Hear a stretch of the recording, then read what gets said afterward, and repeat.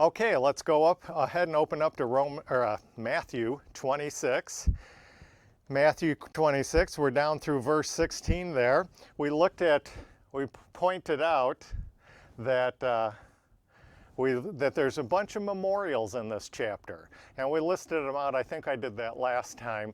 You had the memorial in those verses 6 to 13 there, the memorial for Lazarus, Martha, and Mary. Mary poured out the family riches over the head of Jesus, worshiping him, acknowledging him as king, and worshiping him at his feet, and her name will be memorialized forevermore. That was the first memorial supper, that one that he talks about at the beginning of the chapter here.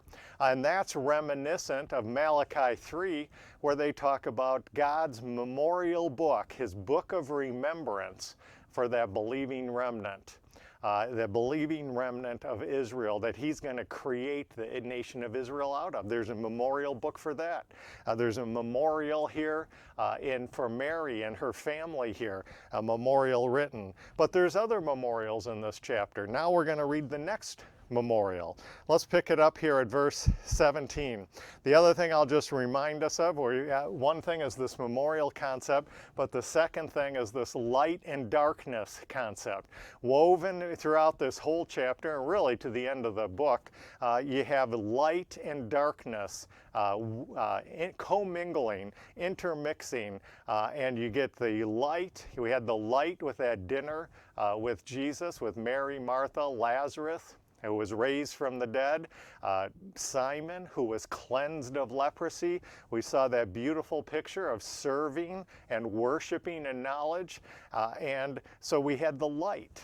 But then we also had the darkness, right? We had Judas, and Judas's darkness even persuaded the disciples to follow him rather than the lead of Mary and Martha. They followed the lead of Judas, grumbling about the pouring out of that ointment and love and adoration and worship of Jesus. So you have the light and dark concept. You have the memorial concept.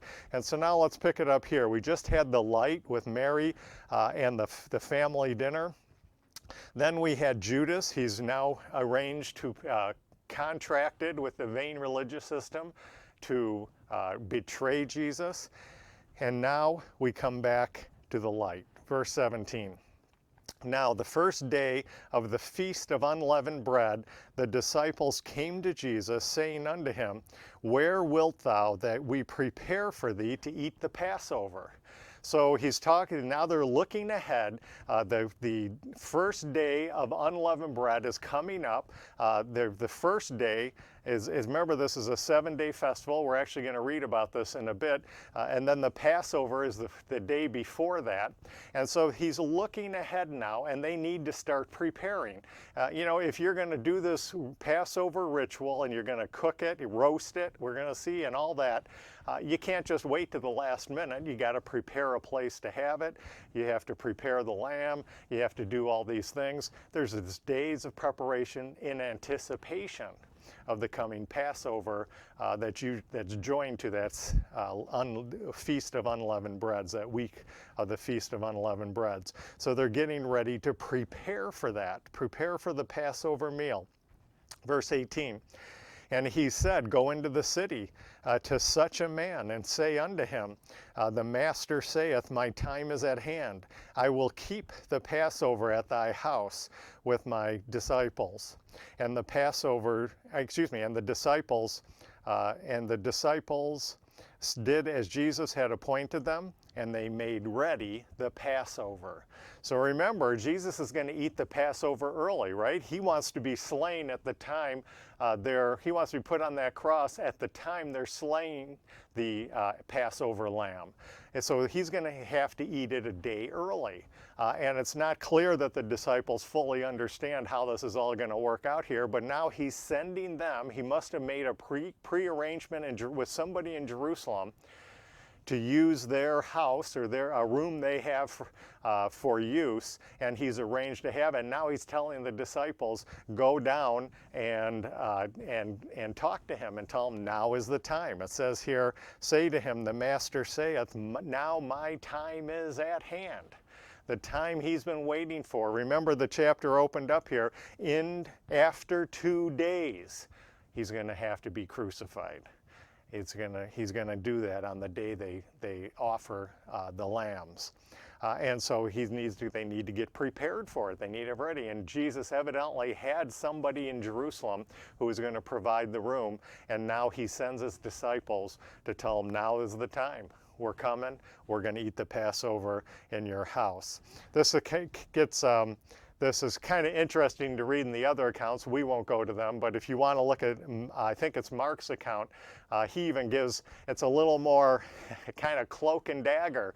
They're supposed to go and secretly talk to this guy, and they'll identify him because he's going to be carrying a pitcher of water. Well, evidently, the way that I've read it, it explained is evidently men didn't usually carry pitchers of water. That would have been a woman's job.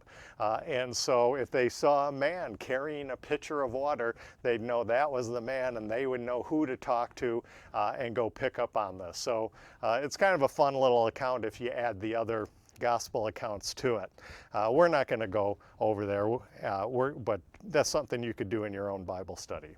So now we have here is a second memorial in this chapter. First memorial was with Mary and her family. Now you have this Passover meal, and you're going to have the light of the Exodus, and it's going to overpower the darkness of Egypt. And that's what I wanted to look at today. So let's go read, what is this Passover meal? Let's go back to Exodus. Exodus 12. And we'll just go through this a little bit. I could spend, a month of Sundays on all the underlying things associated with this Exodus. We're going to see some things. I'm just going to mention them casually because there's just not the time to go into all the detail. But hopefully I give you a bit of a flavor for what's going on in this Exodus. I guess I'll just prepare it by saying it's not just simply a physical exodus from the land. There's a lot more going on in this account, and I hope to give you just a little bit of a flavor of that as we go through here. So let's go and first of all see what this Passover meal is.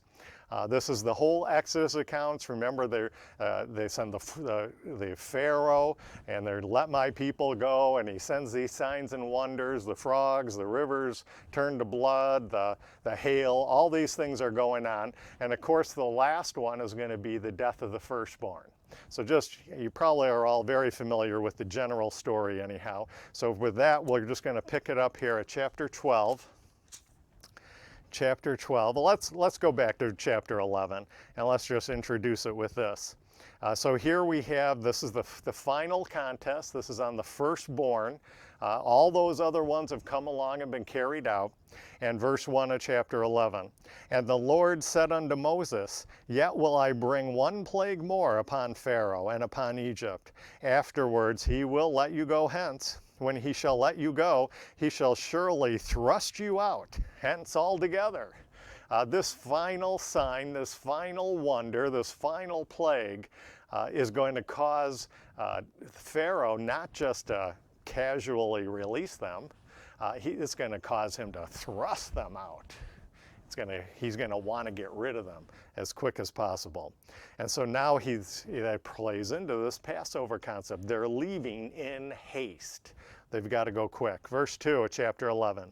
Speak now in the ears of the people, and let every man borrow of his neighbor, and every woman of her neighbor, jewels of silver and jewels of gold. And the Lord gave the people favor in the sight of the Egyptians. Moreover, the man Moses was very great in the land of Egypt, in the sight of Pharaoh's servants and in the sight of his people. And Moses said, so they're getting their preparations, their provisions are actually coming from the Egyptians, lower level obviously than the Pharaohs. These are the common everyday Egyptians, and they have a favorable attitude toward the Israelites, and they actually provision them. So there's the idea. Not only are they going to leave by the skin of their teeth, it's not going to be like that. They're leaving with the riches of Egypt too. And we'll see more of that as we go through here. So now let's get to the actual plague. Verse 4. And Moses said, Thus saith the Lord, about midnight will I go out into the midst of Egypt, and all the firstborn in the land of Egypt shall die, from the firstborn of Pharaoh that sitteth upon his throne, even unto the firstborn of the maidservant that is behind the mill, and all the firstborn beasts. And there shall be a great cry throughout all the land of Egypt, such as there was none like it, nor shall be like it any more. But against the children of Israel shall not a dog move his tongue against man or beast, that ye may know how that the Lord doth put a difference between the Egyptians and Israel. Now notice it says the Lord put a difference between Israel and Egypt. There is no difference between the Israelites and the Egyptians from a sinful human state standpoint. They come out of the same sinful clay. What it makes the difference is that God puts a difference between them. God is going to use the nation of Israel. He's going to create the nation of Israel and use it for his own purposes. And he's going to call them out to do that. Not because they're a superior people, not because they're better than anyone else, but because God has decided he's going to use the nation of Israel for his purposes. And he puts a difference. He gives them something that he doesn't give the Egyptians. He gives them this blood sacrifice. He gives them the lamb, the blood of the lamb. And he's going to make a difference between the Egyptians and Israel. Now, this is the beginning of the Exodus. This is right where they're ready to leave. Now, remember what happens 40 years later? Remember, we've talked about this a few times at the second giving of the law. They're on the other side of the Jordan. They're ready to cross over into the land of Canaan, the promised land. And while Moses is going over the law a second time, what's happening up in the hills of Moab? Very critical step in Israel's history to understand. Up in the hills of Moab, God is explaining to the whole universe that he will never give up on Israel. He explains to the Gentile nations there's nothing in the physical realm that will make him give up on Israel. Then he explains to Satan and his demonic hosts, nothing in the spiritual realm is going to get me to change my mind about Israel.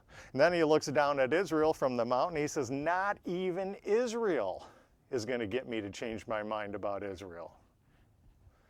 He announces to the whole universe that he is going to fulfill his purpose with Israel. And remember how he describes Israel at the Balaam and Balak account? He says, Israel is separate from the other nations. She will not, it said, I think it said something like, she will not be numbered among the other nations. It's his nation, his very own nation. And here it opens with that too, here in Exodus. He puts a difference between the Egyptians and the Israelites. And by the time you get to entering the land, there's a difference between all the other nations of the earth and Israel. Verse 8, and all these thy servants shall come down unto me, and bow down themselves unto me, saying, Get thee out, and all the people that follow thee, and after that I will go out. And he went out from Pharaoh in great anger. All right, let's go ahead and jump down to chapter 12, because we really want to see this memorial concept picking up from Matthew 26. So now that's the background, chapter 12, verse 1. And the Lord spoke unto Moses and Aaron in the land of Egypt, saying, This month shall be unto you the beginning of months. It shall be the first month of the year to you. Now, here's the first thing to pick up on this Passover. It is so important that he's going to recreate the nation's calendar, recreate the nation's time based on this Passover, this Exodus, this Passover event. He's going to redo their whole calendar. This now is going to be the beginning of their calendar. So it reorients their whole year, their whole time schedule. All right, verse 3. Speak ye unto all the congregation of Israel, saying, In the 10th month of this month, they shall take to them every man a lamb according to the house of their fathers, a lamb for a house. And if the household be too little for the lamb, let him and his neighbor next unto his house take it according to the number of souls. Every man according to his eating shall make your count for the lamb. Your lamb shall be without blemish, a male of the first year. You shall take it out from the sheep or out from the goats, and you shall keep it until the 14th day. Now just think about this a little. Let's go back in our minds, we won't turn there, but back in our minds to Jesus' entry into Jerusalem. For what most people call the triumphal entry. I've suggested probably a better term would be the untriumphal entry. He goes from Jericho, where he's Lord, Lord, thou son of David, and he's reprimanded by the multitudes. And we find out later what they were rebuking them for is for saying, "O Lord, O Lord." And so you get the multitudes in Jerusalem, and they refuse to say, "O Lord, O Lord." They do say, worship him by saying, "Thou son of David, who comes in the name of the Lord." And then you get over to the temple, and you have the leaders of Israel, that vain religious, and the leaders in that temple, and they refuse to even acknowledge him as a son of David. As you go from Jericho to entry in the city to the temple, you have a descent. You have it gets worse and worse and worse. That's why I suggested it wasn't a triumphal entry. It's an untriumphal entry. And he goes in, but the point I want to make here is he enters it on the 14th day before. He's the one, when it talks about it up here, and then he's going to be watched for 4 days until the 10th day. And you shall keep it until the 14th day. So he enters the city of Jerusalem on the 10th, and he's watched. He goes to the city, he goes to the people, he goes to the temple, he goes to withers the fig tree. He does all this stuff in that 4 days. And he's watched. He's the lamb. He's shown to be the spotless lamb. And he's going to now fulfill this. That's the beginning. He goes from the 10th to the 14th as we go through here. Your lamb shall be without blemish, verse 5. And it says, keep it until the 14th day. They watch it to make sure, for 4 days, to make sure no blemishes come up, or nothing they didn't know about before shows up. And they shall take of the blood. Well, they're going to kill it in the evening, verse 6, and then they take the blood and strike it on the 2 side posts and on the upper door post of the house, of the houses wherein they shall eat. What does that kind of look like? You know, you kind of got a house frame, and the corner, it kind of looks like that, right? Kind of looks like a cross, the cross beam. And they're going to strike the blood. They're going to put the blood there. And of course, that's a picture of Christ on that cross and his shed blood. And they shall take the blood and strike it on the 2 posts and the upper door of the houses wherein they shall eat it. And they shall eat the flesh in the night, roast with fire. The night, that's the Passover meal. That's after 6 p.m., which is really the next day. Don't worry, don't run away. I'm not going to go into the whole day thing and Jewish time and all that. But it's that evening, and unleavened bread, and with bitter herbs they shall eat it. And then he goes into a few more of the regulations. Don't eat it raw. Don't let anything remain to the morning, then burn it with fire. Verse 11, and thus shall ye eat, with your loins girded, your shoes on your feet, and your staff in your hand, and you shall eat it in haste. This is the Lord's Passover. So we see a bunch of things already here. This Passover is very important. It's going to be the division between the Egyptians and the Israelites. It's going to reorient their whole time around God and his feasts. It's going to be the source of their redemption. As the angel of death passes over, when they see the blood on those the doorposts, the angel of death is going to pass over. Verse 12, for I will pass through the land of Egypt this night, and will smite all the firstborn in the land of Egypt, both man and beast, and against all the gods of Egypt. Now remember that. It's so often this account is referred, just kind of thought of as a physical deliverance. But see, there's something going on behind the scenes.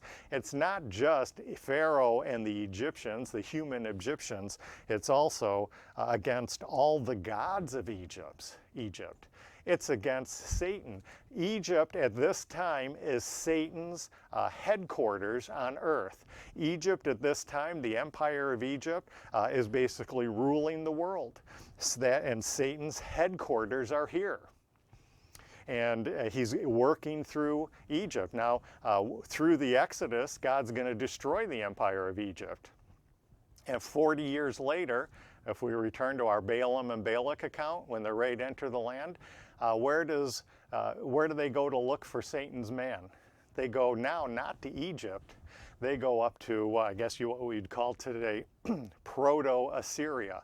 They go up north. He's moved his headquarters now up to what would become Assyria and that Assyrian area.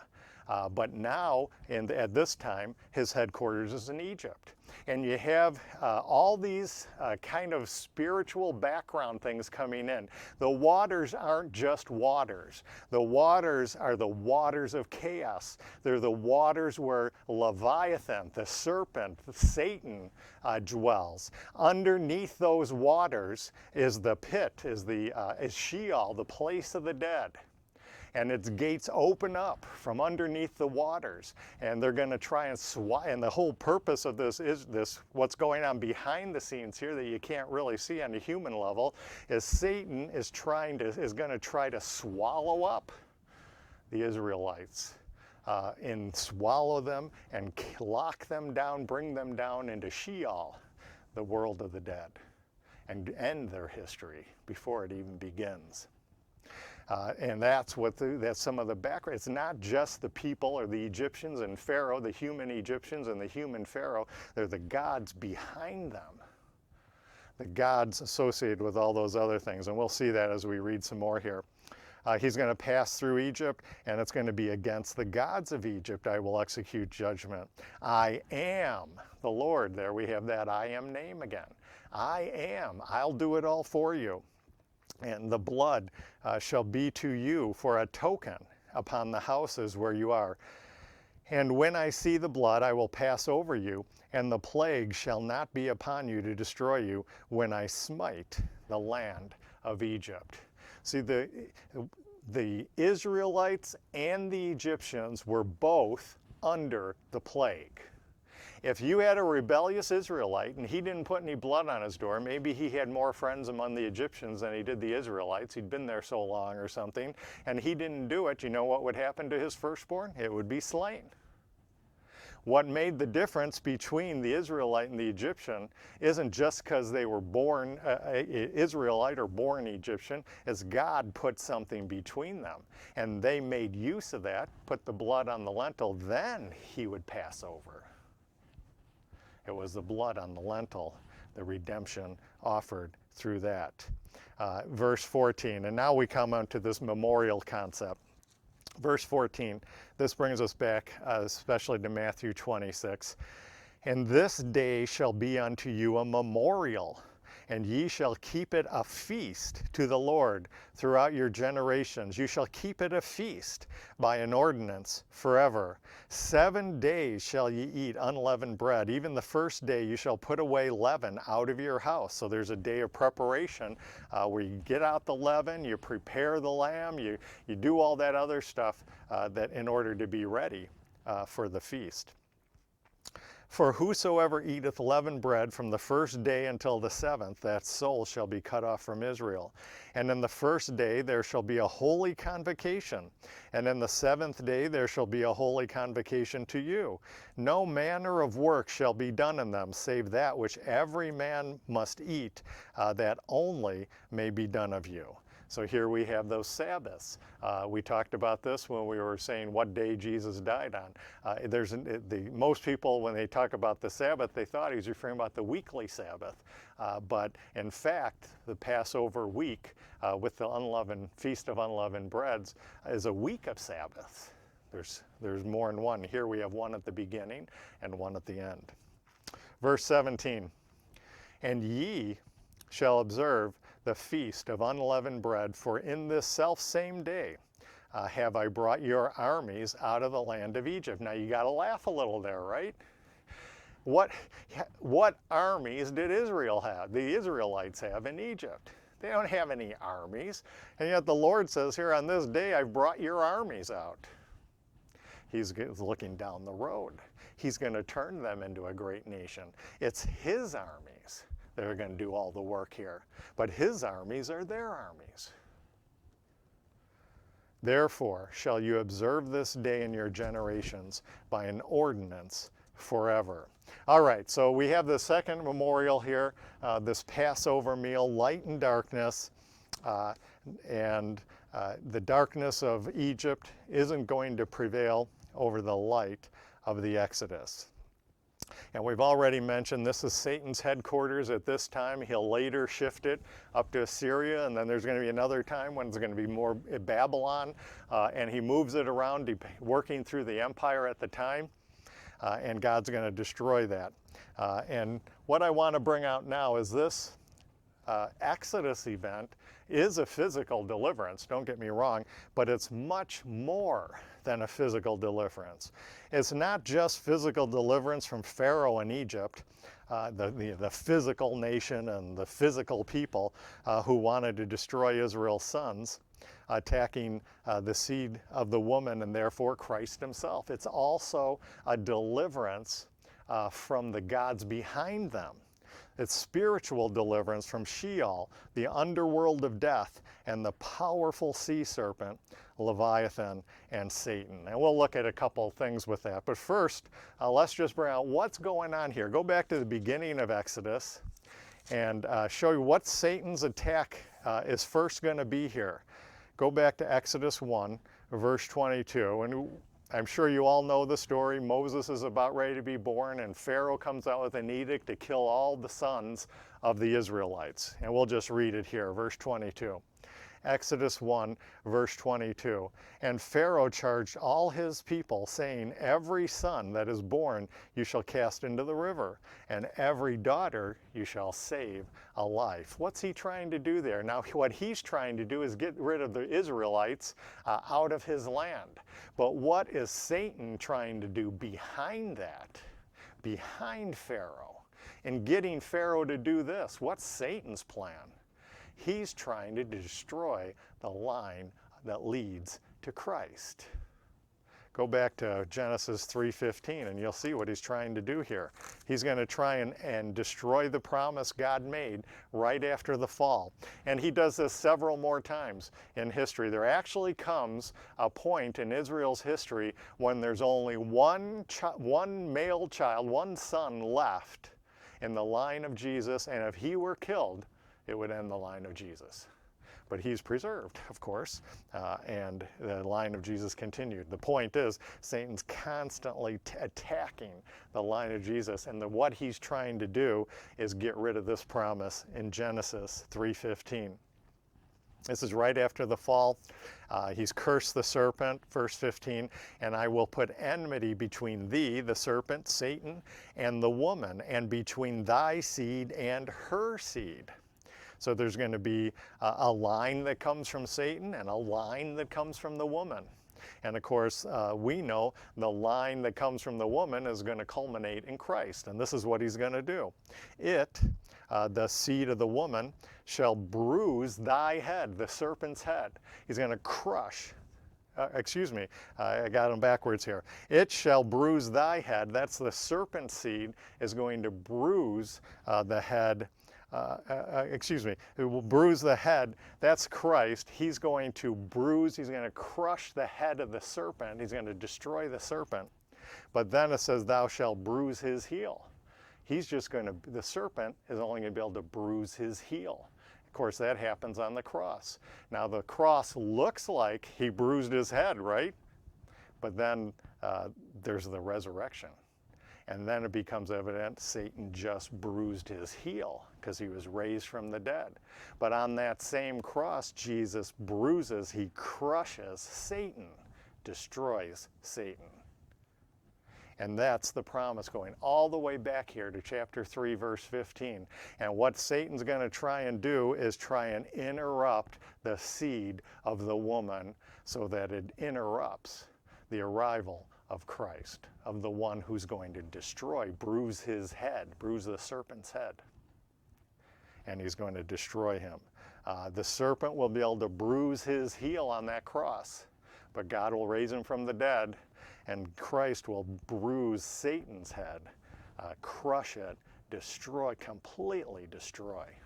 And that's what Satan is trying to break, put a break in that seed of the woman that leads to Christ over and over and over and over again, so that he gets rid of Christ, gets rid of the Lord Jesus Christ. And this prophecy doesn't come true. Of course, we know it has now come true. But so when he has Pharaoh, see, it's not just Pharaoh out of fear that the Israelites are more numerous than the Egyptians on that level. That's true, that's a fear for the Pharaoh, but what's behind that is Satan trying to destroy the line that leads to Christ. And he's going to, the whole spiritual battle going on behind the scenes is the point I'm trying to make here in this Exodus. It's not just a physical deliverance from Pharaoh and the people or the armies of Egypt. It's a deliverance from what's behind them, the satanic world, the demonic world that's behind them, that's working through Pharaoh and Egypt. The underworld. It's a deliverance from Sheol, from the underworld, the darkness of Egypt, the powerful sea serpent, Leviathan, Satan. There's all that's going on in the background. If you keep that in mind, we're going to read a couple more passages, and I think it'll just kind of all fall in place. But before we do that, let's look at some other things about Egypt as Satan's headquarters now on the earth. And let's do that by going to Genesis 37. And I just want to show you that every time going to Egypt is talked about at this time, it's always a descent. They go down to Egypt. It's down. And there's something else that you go down. And we'll read about that. Go to Genesis 37 on the way back to Exodus. Genesis 37, this is the Joseph account. Remember, Jacob sends out Joseph to check on his brothers watching the sheep. They grow jealous, the whole dream thing and all that kind of stuff. And they're going to throw Joseph in the pit. And let's pick it up with there. And let's see how they describe this. Go to Genesis 37, verse 25. I guess we got to begin at verse 24.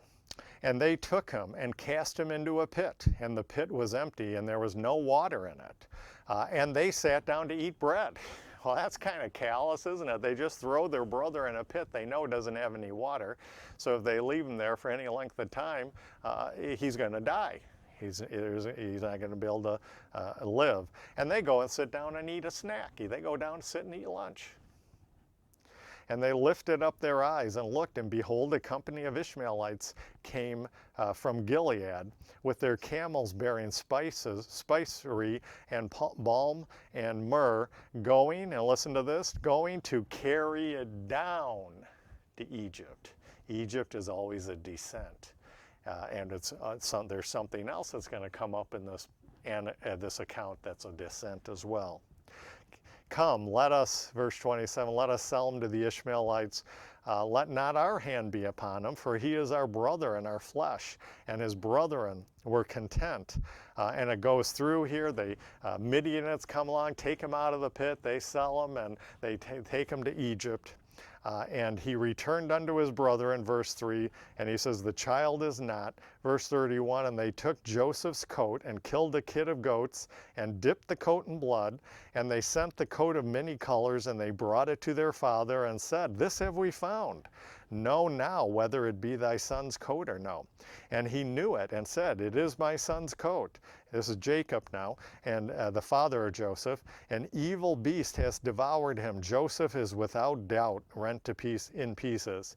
And Jacob rent his clothes and put sackcloth on his loins and mourned for his son many days. Now verse 35. And all his sons and all daughters rose up to comfort him, but he refused to be comforted. And he said, for I will go down to the grave. If you have a reference Bible, you see that's the Hebrew word Sheol. I go down to the grave. I go down to Sheol. The same direction you go to Egypt, the same descent you make to Egypt is the same descent you make to Sheol. And he go down into the grave unto my son, mourning him. Egypt is always discerned that way. It's always a descent. Well, of course, the flip side of that then is that what God's going to do is raise Israel up, ascend Israel out of Egypt. They've descended down into Egypt. In the physical realm, it's Egypt. In the spiritual realm, it's a representation of Sheol and the sphere of Satan and his demonic hosts. He's going to have to ascend them then to deliver them out of Egypt, Sheol, and Satan. Flip over a few pages now to chapter 46.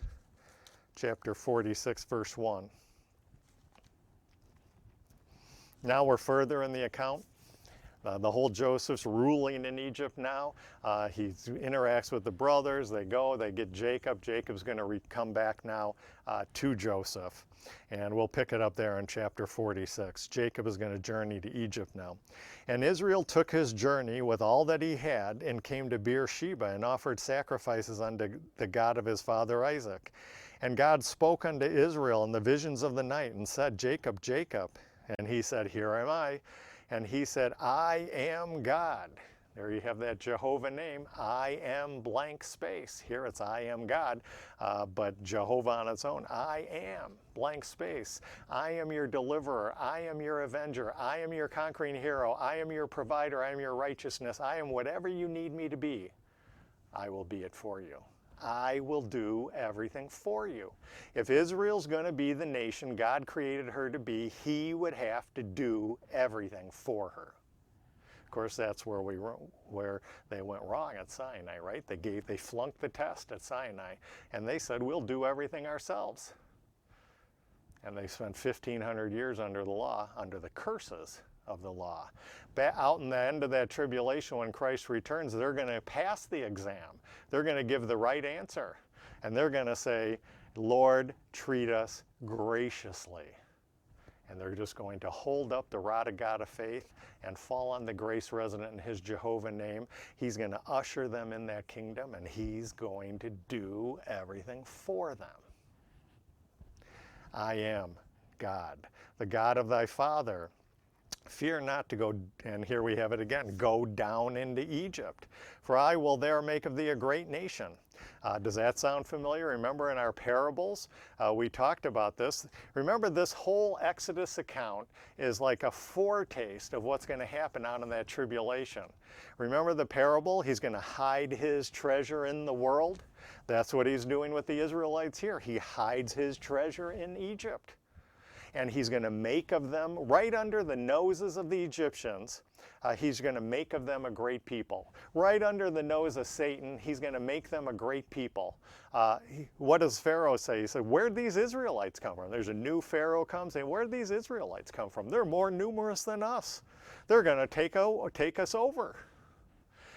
And that's just a foretaste of what's happening out in that tribulation period. He's going to hide his people, that believing remnant in the world, right under the noses of the rebellious Gentiles, right under the noses of Satan and his cohorts, and he's going to make of them a great nation. And at his return, he's going to deliver them out of the world, out of that world, and into the kingdom. And when he does that, just as here the Egyptian empire fell, out there, Satan's world system is going to fall. And he's going to usher his people into that kingdom. So you get all this as a foretaste of what's coming at the future, the greater exodus out in that tribulation period. And he says, verse 4, I will go down with thee into Egypt. Notice the descent, going down. But now look what he says, and I will also surely bring thee up again. There you have the ascent. There you have him bringing him up again. Go over to Exodus 13. Exodus 13, and we'll see this again. Exodus 13:19. Exodus 13:19. And Moses took the bones of Joseph with him, for he had straitly sworn the children of Israel, saying, God will surely visit you, and you shall carry my bones away hence from you. Now, if you remember, Joseph, to get to Egypt, went down. Now, to carry him out and back home, they're going to have to go up as the ascension. And they're going to be delivered out of Egypt. Not just the Pharaoh, the physical Pharaoh and his army, but from the spiritual realm behind them. He's going to be delivered from the waters of death. We're going to see that in a minute. Redemption from Sheol, this descent into Sheol, into the light of God and his land of Canaan. They're going to move now to the light. Remember Matthew 26, that light and darkness theme? They're intermingling, and that's what we're going to see here. Go over to now Exodus. While you're in Exodus 13, let's look at a couple other verses. Exodus 13, verse 3. And Moses said unto the people, remember this day in which you come out of Egypt, out of the house of bondage, for by strength of hand of the Lord brought you out from this place. There shall be no leavened bread. This day came ye out in the month of Abib, and it shall be when the Lord shall bring thee into the land of the Canaanites, into his promised land. The Hittites, Amorites, Hivites, Jebusites, which he swore unto the fathers to give thee, a land flowing with milk and honey, that thou shalt keep this service in this month. It's all part of this Passover memorial. They've descended into Egypt, and it represents the descent into Sheol. He's going to ascend them out, and he's going to take them to his own land, and he's going to get them there with the light. Let's just look at that one last thing. Look at verse 21, and you see the light component now. It's still in Exodus 13, verse 21. And the Lord went before them day by day in a pillar of a cloud to lead them the way, and by night in a pillar of fire to give them light, to go by day and night. He took not away the pillar of the cloud by day, nor the pillar of the fire by night from before the people. He leads them with his light. He's going to lead them. The light is going to have power, is going to overcome the darkness, just as we see in our Matthew account. The angel of the Lord in a pillar of cloud separating the Israelites from the Egyptians, to Israel a shining light, and the crossing of the Red Sea dry shod, but to Egypt darkness, and being swallowed by the waters of chaos. Flip over another page to chapter 14, verse 19. Chapter 14, verse 19. And let's see how this starts to all come together. And now it's going to get focused more and more on the spiritual background, what's going on in the background of all this. Verse 19. Verse 19. And the angel of God, which went before the camp of Israel, removed and went behind them. Now remember, they're down, they're on their journey, and they're heading towards the Exodus, exiting Egypt, and they look ahead, and what do they see? They see the Red Sea. So then they go, well, we can't go that way. So they turn around and look behind them, and what do they see? They see the Egyptian armies with their horses galloping and their chariots clanging, and they're coming right down for them. That's exactly the position Satan wanted them to be in. He wanted to push them into the sea. where they would drown. Yes, they drowned physically, but what's going on in that sea is that sea is with they say chaos, waters of chaos underneath that sea is the Sheol, the world of the dead, and it's going to open its gates and it's going to come up, and Satan wants to swallow the Israelites, force them into the sea and swallow them up and close the gates of Sheol over them. But let's see what happens. And the angel of verse 19. So that's what we have coming on here. So the first thing God does is, says, the angel of the Lord, which went before the camp of Israel, removed and went behind them. And the pillar of the cloud went from before their face and stood behind them. So God went behind them, between the Israelites and the Egyptian army. And it came between the camp of the Egyptians and the camp of Israel. And it was a cloud and darkness to them. To them, it was darkness. He didn't shed any, there wasn't any light shed on them. But it gave light by night to these, the Israelites, so that the one came not near to the other all night. And Moses stretched out his hand. Now they're trying to push the Israelites into the Red Sea. Satan's ready. He's got his waters of chaos. He's opening up the pits of Sheol. They get in there. They're going to fall down into the pit of Sheol. It's going to close its gates over them. All done, Israel. That's the plan. And Moses, but look what Moses does, verse 21. And Moses stretched out his hand over the sea, and the Lord caused the sea to go back by a strong east wind all that night, and made the sea dry land, and the waters were divided. So God now intervenes. Moses holds out his hand, and God separates the waters and holds them up. He tames the waters of chaos. He tames the waters where Leviathan and the sea serpent is working. He tames them and puts them up and stops them. And he makes the land dry. Just remember that dry land. If you think it's just the wind blowing over the bottom here, and he's made it dry so they can go and their shoes don't get wet, we're going to see it's not quite like that. But they go through then, and then what happens? By a strong east wind all that night, made the sea dry land, and the waters were divided. And the children of Israel went into the midst of the sea upon the dry ground, and the waters were a wall unto them on each side. The waters of chaos were Satan and the sea serpent and his area, his element, I guess might be the best word to say. And verse 23, and the Egyptians pursued and went in after them in the midst of the sea, even all of Pharaoh's horses and chariots and horsemen. And it came to pass that in the morning watch the Lord looked unto the host of the Egyptians through the pillar of the fire of the cloud, and troubled the host of the Egyptians. Now they followed him in to these tamed waters of the Red Sea. They followed him in, the Egyptian hosts. And he took off their chariot wheels and drove them heavily, so that the Egyptians said, let us flee from the face of Israel, for the Lord fights for them. The Egyptian army here has a more clear understanding of what God does for Israel than Israel does, once we get later in the account, against the Egyptians. Verse 26, and the Lord said unto Moses, stretch out thine hand over the sea, that the waters may come back upon the Egyptians, upon their chariots, upon their horses.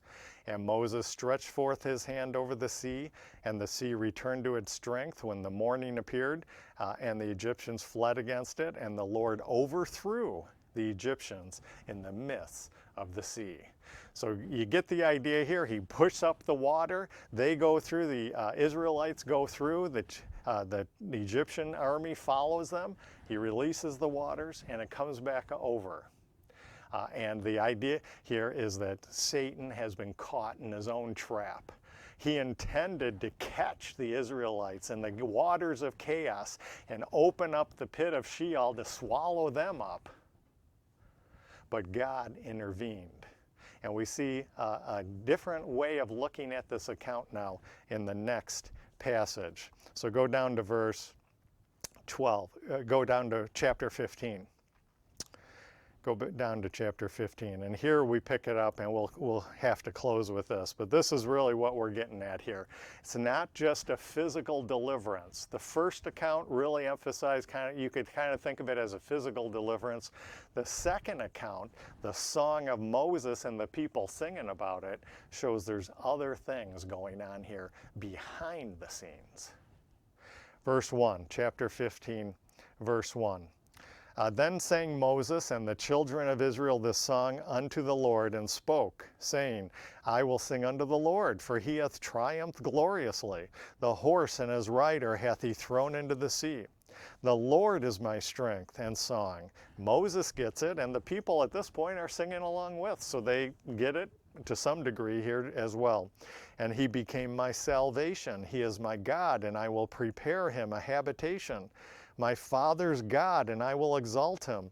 The Lord is a man of war. The Lord, that Jehovah name again, he'll be their conquering hero. He'll do it for them. If they tried to beat the Egyptians on their own, they would have been completely annihilated. The Lord had to do it for them. Verse 4, Pharaoh's chariots and his host has he cast into the sea. His chosen captains are drowned in the Red Sea. The depths are covered over them. And get the idea here now. He's covered up. He's brought the chaos of the sea back down upon them. He stopped the chaos of the sea so the Israelites could go through. And then he brings it back down on the Egyptian army, and it swallows them up. What was intended for the Israelites ends up swallowing up the Egyptians. Verse 6. Verse 5, the depths have covered them. They sank to the bottom as a stone. Thy right hand, O Lord, has become glorious in power. Thy right hand, O Lord, hath dashed in pieces the enemies. And in the greatness of thine excellency thou hast overthrown them that rose up against thee. Thou sentest forth thy wrath, which consumed them as stubble. And the blast of thy nostrils, the waters were gathered together. The flood stood upright as a heap. And here's an important verse and the phrase, and the depths were congealed in the heart of the sea. They were congealed in the heart of the sea.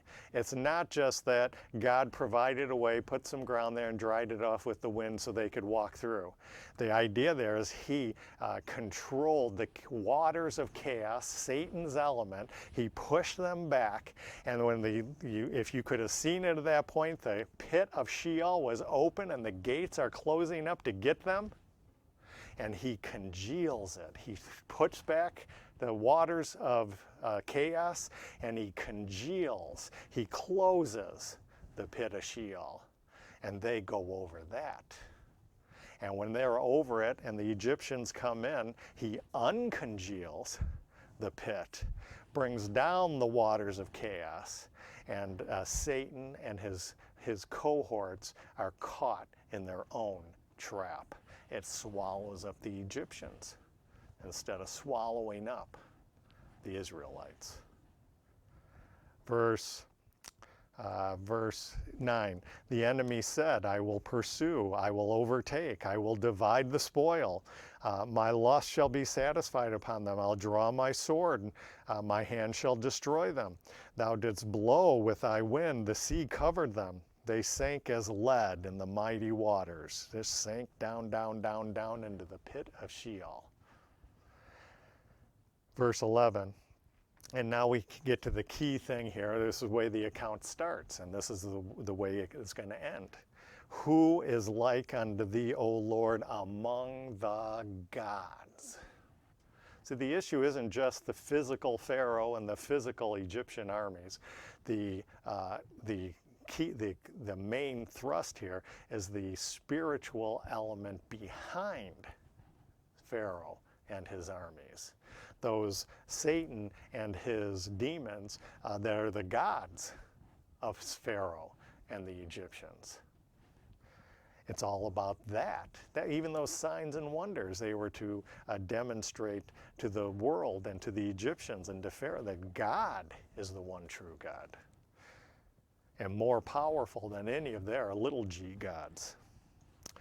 And he says here, verse 11, who is like unto thee, O Lord, among the gods, who is like thee, glorious in holiness, fearful in praises, doing wonders. Thou stretchest out thy hand, the earth swallowed them. Thou in thy mercy hast led forth thy people, which thou hast redeemed. Thou hast girded them in the strength of thy holy habitation. That's the memorial of that's the memorial of that Passover. That's what they're supposed to be remembering at that Passover. They're supposed to be reliving that Passover every week, not just a physical overpowering of some Gentile nation, but the spiritual overpowering of the satanic realm that preserved the nation of Israel, carried them through the waters of chaos, where the Leviathan and the sea monster and Satan, their element. The same, remember we saw something like this, I think it was in Matthew 8, where Jesus and his disciples crossed the sea, and they got halfway over the sea, and the seas tried to swallow them up. Of course, that was the Sea of Galilee, not the Red Sea. Sea of Galilee, and Jesus calmed the waters. That's that same idea. It's not just there was a physical storm. It's that Satan was opening the pit of Sheol and was going to swallow them up before they could get to the other side. I remember the rest of the story. They're going to the other side to destroy the angelic hosts. The demonic hosts, satanic hosts. Same thing going on here. It's not just a physical deliverance. It's a spiritual deliverance. Not just from Pharaoh and his army, but from Sheol, from death, from darkness, from Satan, from all those things. And we'll just close. The Lord created the nation of Israel to be his own nation, a light unto all the nations who lived in darkness. That's their goal. That's why he's pulled them out. We see them already doing this just before they enter that law contract at Sinai in rebellion against God and his grace. Just before that, what do you see up in the hill, the mountain there? You see the people of Israel and Moses' father-in-law, who is a Midianite. You know what a Midianite is? He's a Gentile. And he's a Gentile, and he's there fellowshipping together with the Israelites, worshiping the one true God. Before they ever get to that law, before they get to Sinai, God has already turned them and made them do what they're supposed to be doing, because he did it for them. And that's what they missed. That's what they gave up on. But they'll get it right, as I said earlier, at his second coming. The Exodus signs and wonders revealed to Israel the grace resident in that Jehovah name. What our English Bibles have capital L, capital O, capital R, capital D. It's only through the grace resident in his Jehovah name, and faith is the only way they're going to be the people God intended them to be. He has to do it for them. And that's what this Passover shows. If they had to do it themselves, they would have been destroyed. They would have been destroyed in Egypt. They would have been destroyed by the Egyptian armies. They would have been destroyed by the waters. They would have been destroyed by hunger. They would have been destroyed by thirst. They would have been destroyed by more enemies. But God did everything for them. And they come out and they are delivered for this Exodus. Of course, the Exodus is revealed to other nations, the power and glory in God's Jehovah name. I got a bunch of verses here. This might be something to do. We won't turn to all of them now. I'll just point out that's what he said to Pharaoh. That's in Exodus 5, 8, and 15, that they might know who the Lord God is. Pharaoh says, "Who is the Lord? I don't care about the Lord, and I'm not going to do what he says." And you go through, and God keeps trying to show him who the Lord is, who the Lord is, who the Lord is. And he puts on display his power and glory through this Exodus event. And remember from our study in Romans 9, he postpones the deliverance of Israel while he does another thing, makes his name known in the world. And then when you get to a generation later, remember this woman called Rahab in Jericho? When they're ready to enter the land, they send the spies in, and she helps them escape. And remember her? I guess we could look at that one last thing. It's such a wonderful passage, and we'll close with that. Go to Joshua. Go to Joshua, and we'll close with Rahab here and what the Exodus meant for her. Joshua 2, verse 9. Joshua 2, verse 9. This is Rahab. She let the Israelite spies go. And she said unto the men, she's talking to them now, Joshua 2, verse 9, and said unto the men, I know, she knows, that the Lord hath given you the land, and that your terror is fallen upon us, and that all the inhabitants of the land faint because of you. Why? Verse 10, for we have heard how the Lord dried up the waters of the Red Sea. And hopefully you realize now it's not just a physical miracle, it was his overpowering the demonic spiritual realm. That's what she sees in this. And when you came out of Egypt, and then he's been destroying their enemies all the way to the promised land along the way. That's what that Passover is. That's what they're celebrating. They're going to celebrate here. And that's where we are with this memorial in Matthew 26. But then we're going to go on to another memorial. And that's going to be the last, what's called there the Last Supper, I guess we call it. And that's going to be another memorial. Luke 22 says, do this in remembrance of me. And we'll take a look at that next time. Let's close with a word of prayer.